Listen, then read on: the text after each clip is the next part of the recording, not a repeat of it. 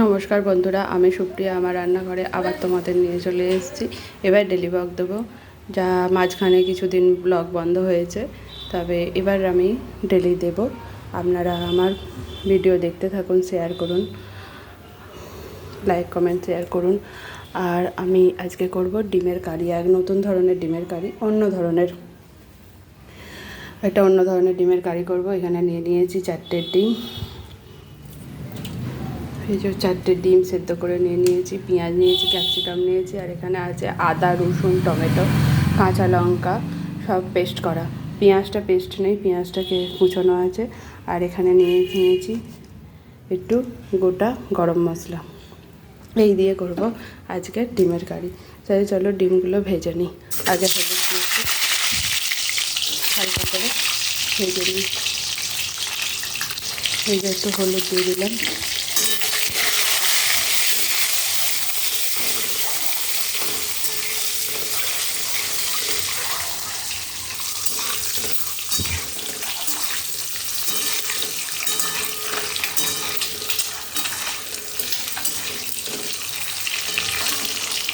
এবার ডিমটা ভাজা হয়ে গেছে, তুলে নিই ডিমটা তো এবার তুলে নিলাম। এবার কড়ার মধ্যে দিয়ে দেবো, এই তেলের মধ্যেই দিয়ে দেবো এই গোটা গরম মশলা। এই গোটা গরম মশলাটা দিয়ে দেবো, একটা ছোটো এলাচ, 2টো দারচিনি, লবঙ্গ দিয়ে দিলাম। এটা ভাজা ভাজা হয়ে যাক একটু ভালো করে। এটা ভাজা ভাজা হোক, ততক্ষণ আমি ডিমটা কেটে নিয়ে একটু সাইড দিই। এরকম করে একটু কেটে দিলে না ডিমের ভেতরে ডিমের এই কারির রিচটা ঢুকে যাবে, এটা খেতে ভালো হবে। একটু কেটে দিলাম। এবার তেলটা ভাজা হয়ে গেছে, গোটা গরম মশলাটা, এই পেঁয়াজ আর ক্যাপসিকাম কুচোনোটা দিয়ে দিলাম। পেঁয়াজ কুচোনোটা খুবই সরু সরু করে ছোটো ছোটো করে কেটেছি, আর ক্যাপসিকামটাও পাতলা পাতলা করে কেটেছি। এবার দিয়ে দিলাম। এটা একটু আগে লাল লাল করে ভেজে নেব। এই ক্যাপসিকাম আর পেঁয়াজের মধ্যে দিয়ে দেবো পরিমাণ মতো হলুদ, দিয়ে দিলাম পরিমাণ মতো হলুদ, পরিমাণ মতো নুন দিয়ে দিলাম। দিয়ে এবার এটা লাল লাল করে ভালো করে ভাজতে থাকবো।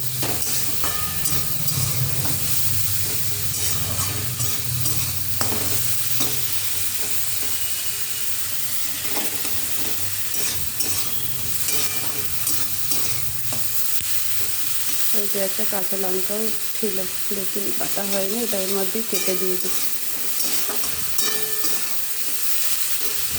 তা কাঁচা লঙ্কাটা ভালোই লাগবে, যখন সেদ্ধ হয়ে যাবে খাবার সময় একটু ভাতে চিপে নিলে ভালো লাগে। তা বন্ধুরা, তোমাদের আমার ভিডিও কেমন লাগছে একটু জানাও কমেন্টে। আমার রান্নাগুলো কেমন লাগছে তোমাদের।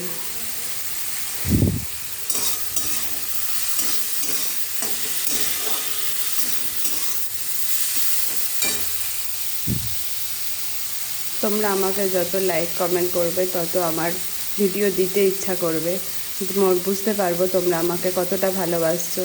তোমরা কে কোথা থেকে আমার ভিডিও দেখছো সেটাও আমাকে একটু জানাও কমেন্টে, জানতে পারবো আমি কত দূর যাচ্ছে আমার ভিডিও। সাথে থেকো আমার, যাতে আমি আরও এগিয়ে যেতে পারি।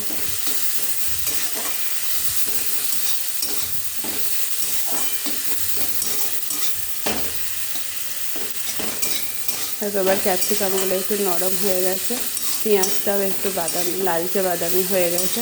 এবার এর মধ্যে দিয়ে দেবো এই পেঁয়াজ না, এটা আদা, রসুন, কাঁচা লঙ্কা আর টমেটো, এই পেস্টটা দিয়ে দিলাম।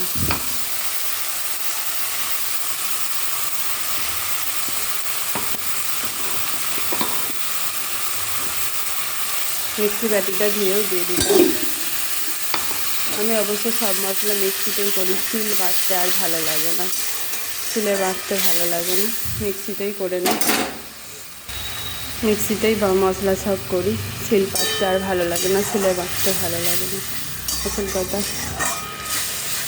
তাই জন্য আমি সব মিক্সিতেই বেটে নিই।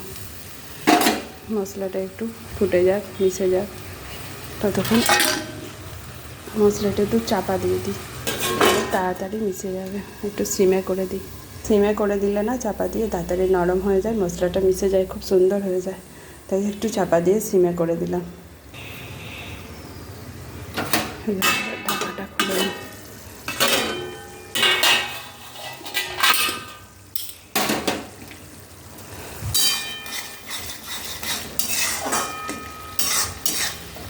এবার ভালো করে একটু কষিয়ে নিই। আর এই কষানোর সময় একটু দিয়ে দেবো ছাই গরম মশলা। এই যে একটু ছাই গরম মশলা দিয়ে দিলাম। এবার ভালো করে কষিয়ে নিই। মশলাটা আগে মিশে যাক, তেল ছেড়ে উঠবে যতক্ষণ না আর কাঁচা টমেটোমের গন্ধটাও চলে যাবে ততক্ষণ কষিয়ে নেব। তাহলে ডিমের কারিটা খেতে খুব ভালো হবে। দেখো মশলাটা আমার কতটা কষা হয়ে গেছে। আর একটু কষবো, তেল ছাড়া হয়ে এসছে, তাও আর একটু কষবো।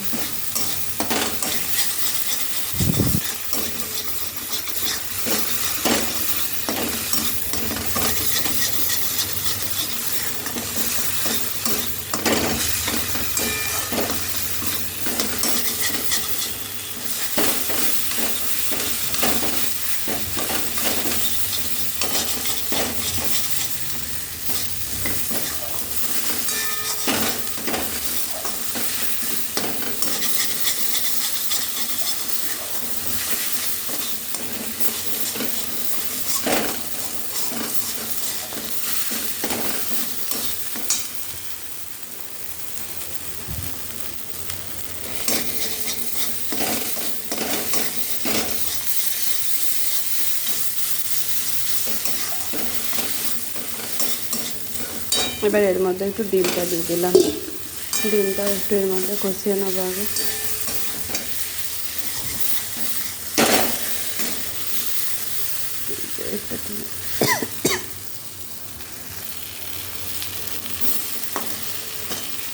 কষানো হয়ে গেছে, এবার এবার জল দিয়ে দিচ্ছি।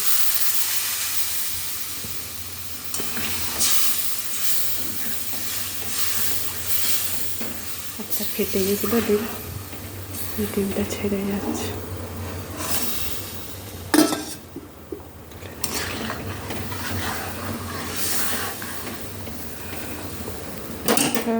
ফুটে গেলেই হয়ে যায়।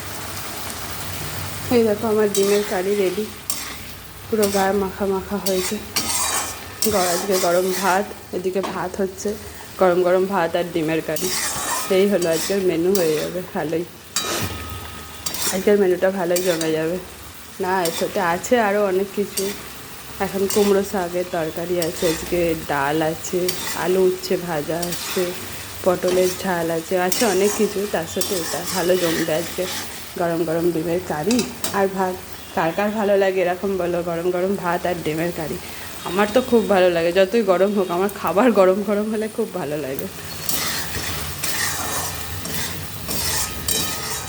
ঠিক আছে বন্ধুরা, আমার ডিমের কারিটা হয়ে গেছে, এবার নাবিয়ে ফেলি।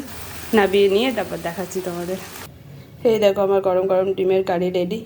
তা তোমাদের কারোর যদি এরম ডিমের কারি খেতে ইচ্ছা করে তা তোমরাও এরম করে রান্না করে একদিন খেয়ে দেখতে পারো। এটা খুব ভালো হয়, ক্যাপসিকাম দিয়ে, শুধু পেঁয়াজ আদা রসুন আর গরম মশলা দিয়ে, টমেটো দিই। এটা খুব ভালো হয়, তোমরাও একদিন এরম ট্রাই করে খেয়ে দেখতে পারো, খুব ভালো লাগবে। ঠিক আছে বন্ধুরা, রাখছি। আমার পাশে থেকো, আমাকে সাপোর্ট করো যাতে আমি আরও এগিয়ে যেতে পারি। এখানেই রাখলাম বন্ধুরা, আবার নতুন সময় নতুন কোনো ভিডিও নিয়ে চলে আসবো।